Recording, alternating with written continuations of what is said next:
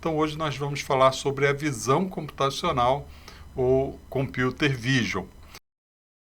Existe sim um método que ajuda profissionais a alavancarem a carreira através da automação de processos por robôs. E aqui nesse canal eu vou te mostrar onde deve estar seu foco, porque se você focar nos pontos certos, o seu crescimento profissional vai chegar. Opa, sejam todos muito bem-vindos. Nessa série de vídeos eu mostro a jornada que tem ajudado profissionais de várias áreas, de todas as áreas, a conseguirem ganhar visibilidade e até mesmo aumentarem a chance de uma evolução profissional através da automação de processos, o RPA, automação de processos por robôs. Eu sou Alex Diogo e hoje o nosso conteúdo vai ser uma mistura de um conceito, de algo mais conceitual, mas misturado com algo que vai ser bastante prático também.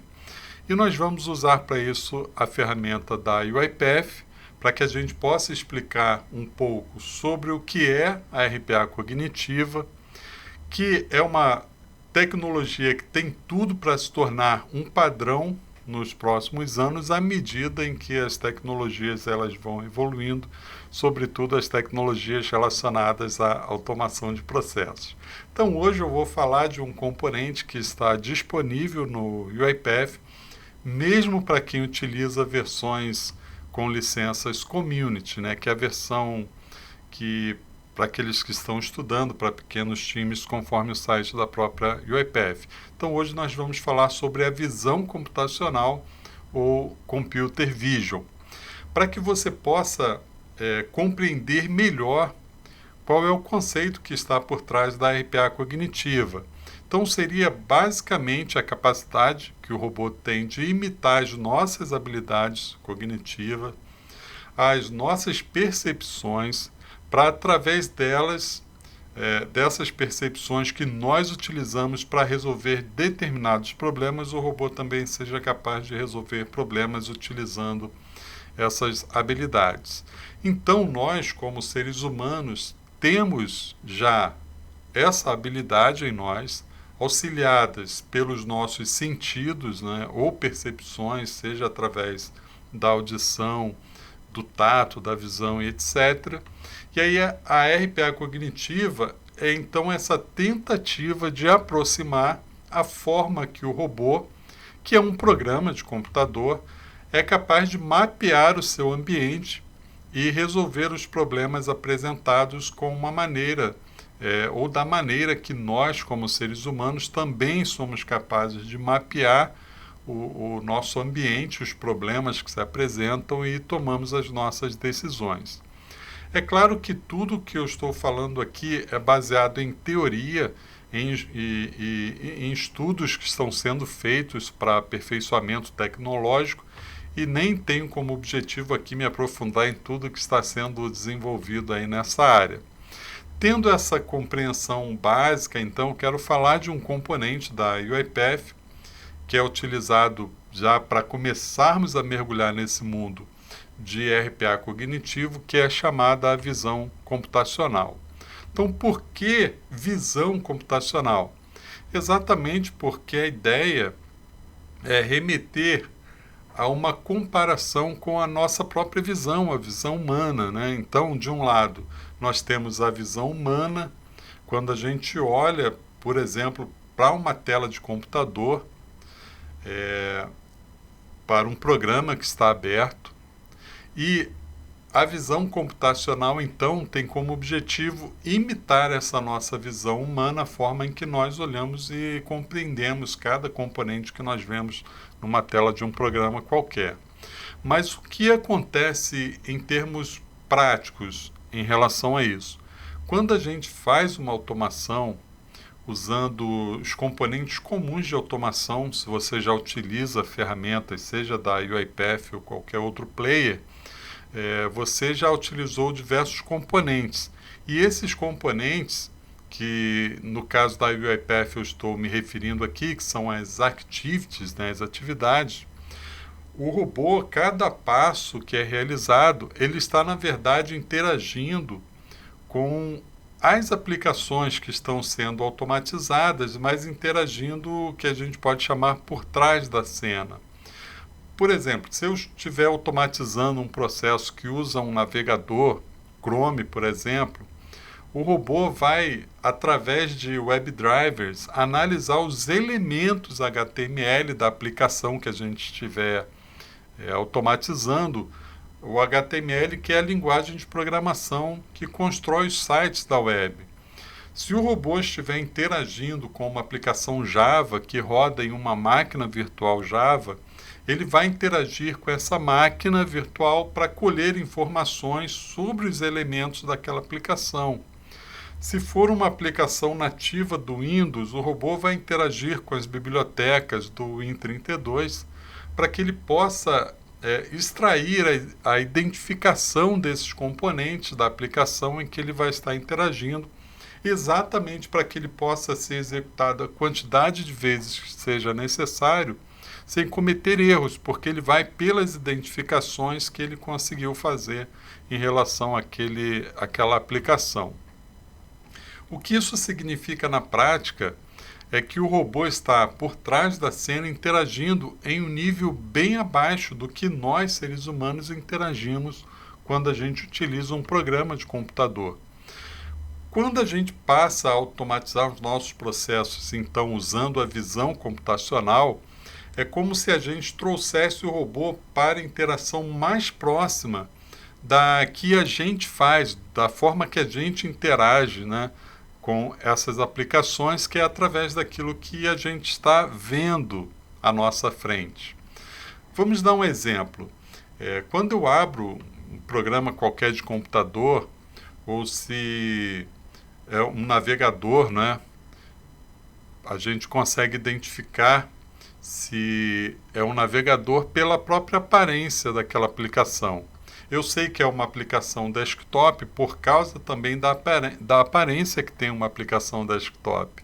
E não porque eu estou vendo o que está acontecendo atrás da cena, por trás das câmeras, né? Quando eu olho para a janela de um programa que tem um campo de entrada de dados e tem também ali um botão, eu sei o que é o campo de entrada de dados e qual é ali daqueles o botão, não por conta dos seus atributos, não por conta do nome que o desenvolvedor deu, do ID ou do elemento HTML que foi tagueado, né, como button, por exemplo. Eu sei por causa do formato dele. Na automação de processos comum, o robô ele vai interagir com esses elementos e não com a sua visão. Mas na visão computacional, a gente traz ele para a nossa visão. Então, a gente aprendeu em algum momento a diferenciar um botão de um campo de texto, sem a necessidade de saber, na verdade, como ele foi construído, como é o seu código, que está rodando por trás, né? Então, se um programa, por exemplo, ele mudar o nome interno do botão, a identificação daquele botão, para nós, como seres humanos, não faz a menor diferença.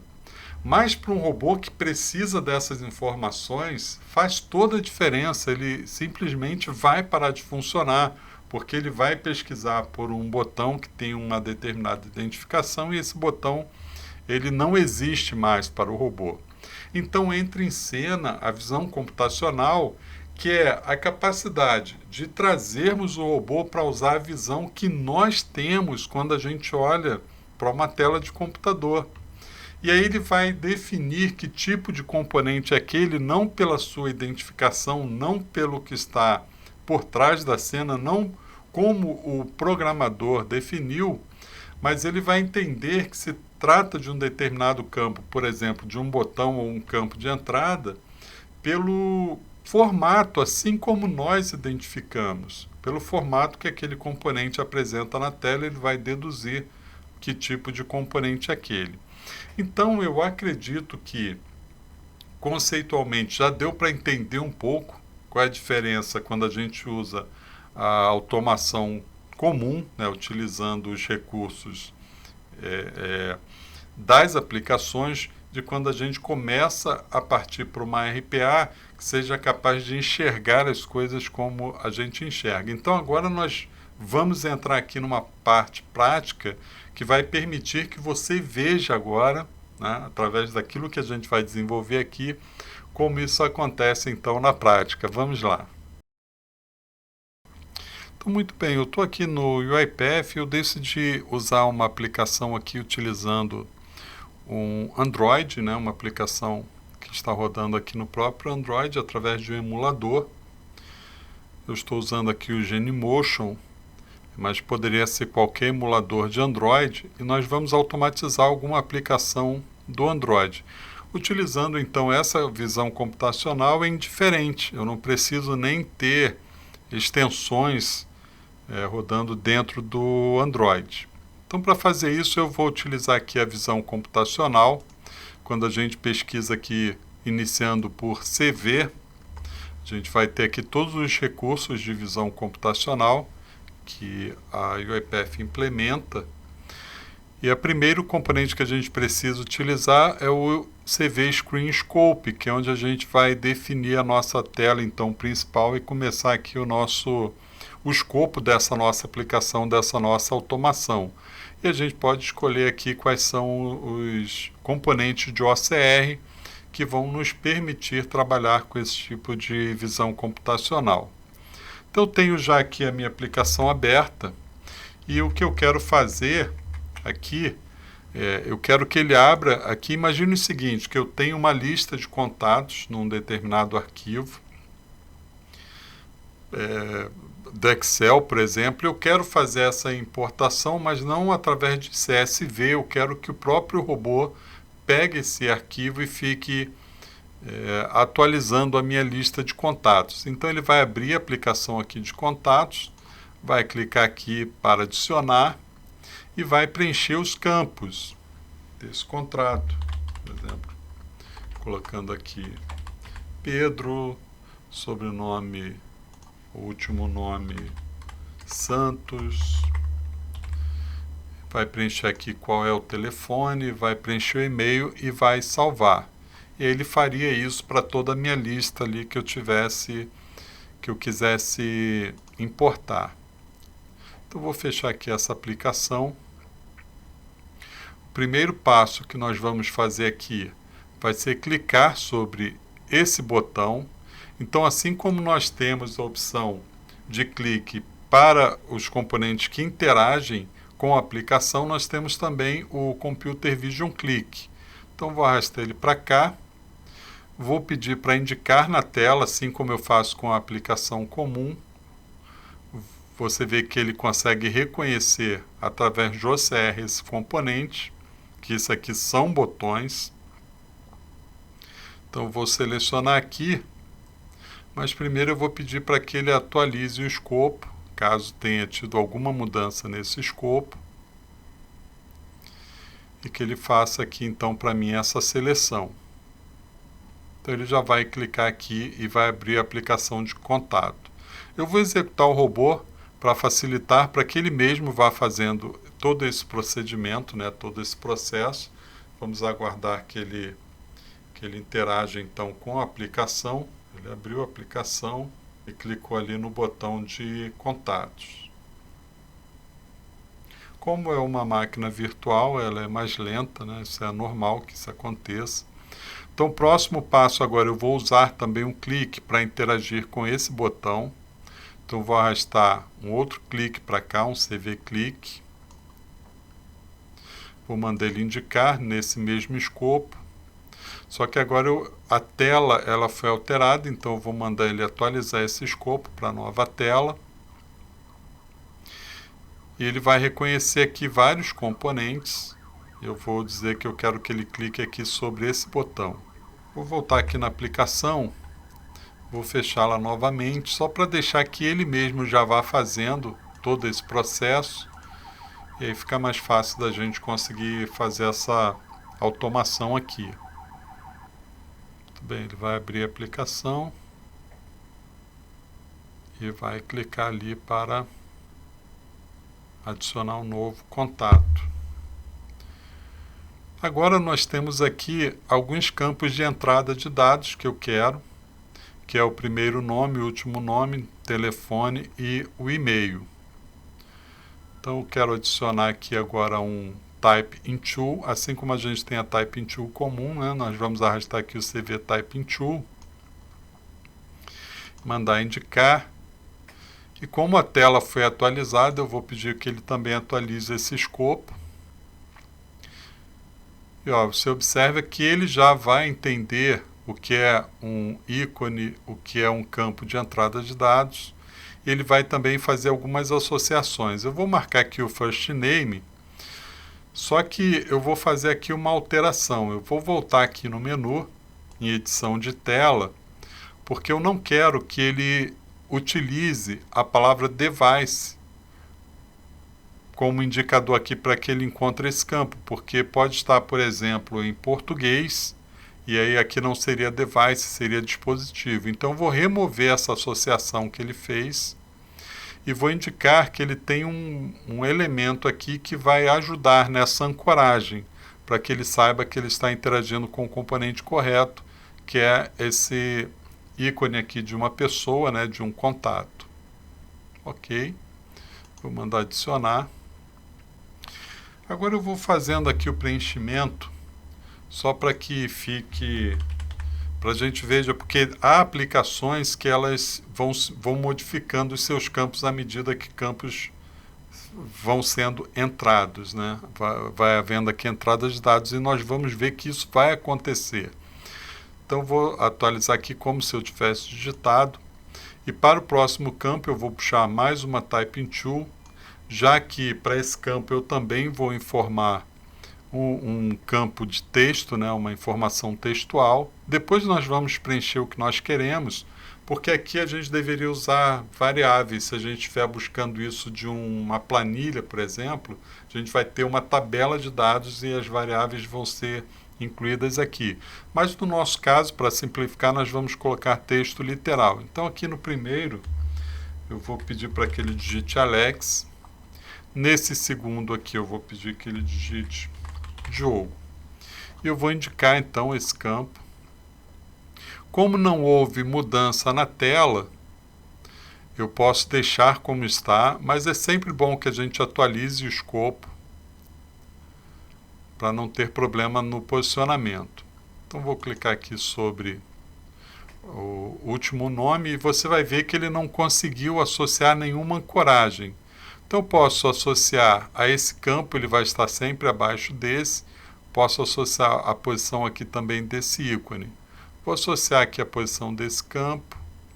Ele diz que não foi o suficiente ainda, então vou associar aqui a esse ícone aqui. Ele entendeu como suficiente. Muito bem. Então agora eu vou vir aqui e vou preencher aqui também a mesma informação para ver se muda alguma coisa. A princípio não teve mudança, eu vou puxar outra Type in Tool, que agora eu vou associar aqui ao campo de telefone. Eu não precisaria então fazer aqui o escopo, vou associar somente aqui ao campo de telefone e usar aqui esse ícone de telefone como ancoragem. E aqui eu informaria aqui um número de telefone, por exemplo, 21 9999 -9999. Vou voltar aqui na aplicação para ver se quando eu digitar, olha, ele mudou a tela.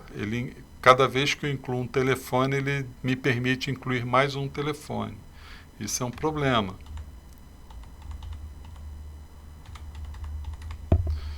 Então você vê que a tela teve uma alteração. Então para o próximo campo, que eu vou incluir aqui, que vai ser através de uma Type in Tool, porque é um campo de texto também, eu preciso atualizar o escopo para que ele traga o novo formato dessa tela. E agora sim eu vou associar aqui ao e-mail e marcar aqui o ícone de e-mail.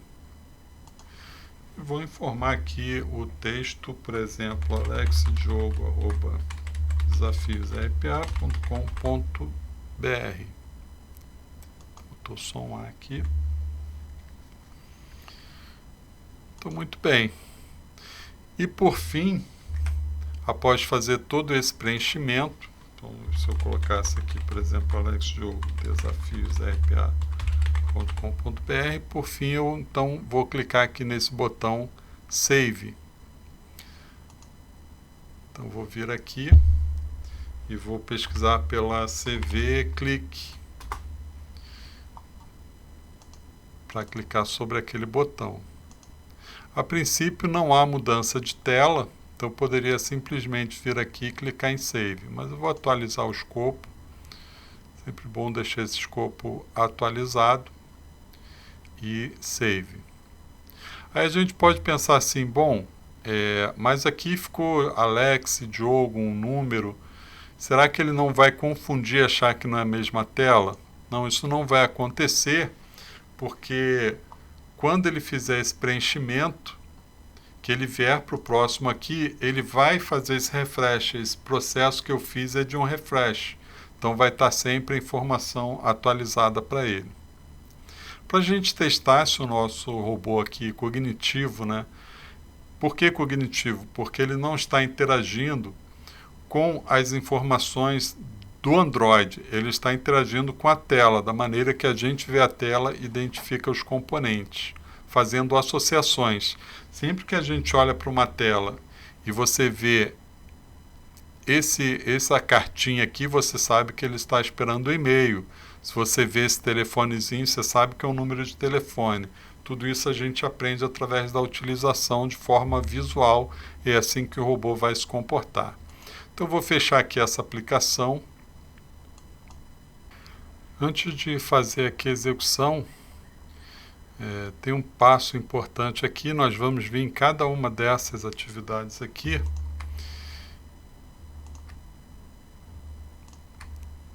de entrada de textos. Vamos vir na propriedade.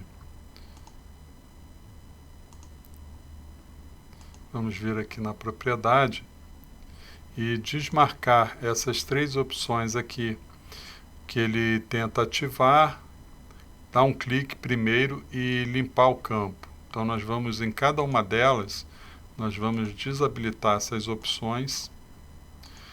Muitas vezes na interação com aplicativos remotos isso causa algum problema. Então eu vou simplesmente removê-los daqui. E vamos fazer então aqui a nossa execução.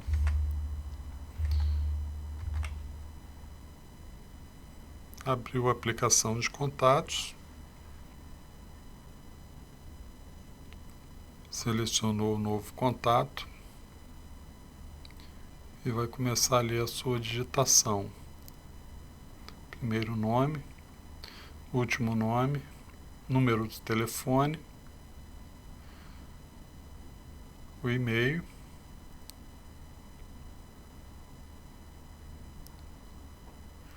e mandou salvar. Muito bem, contato salvo. Se você quiser acompanhar outros vídeos aqui dessa nossa série, te convido a assinar, né, o nosso canal, curtir esse vídeo, que você vai ser comunicado dos próximos vídeos que a gente lançar. Então, fique bem, até o próximo.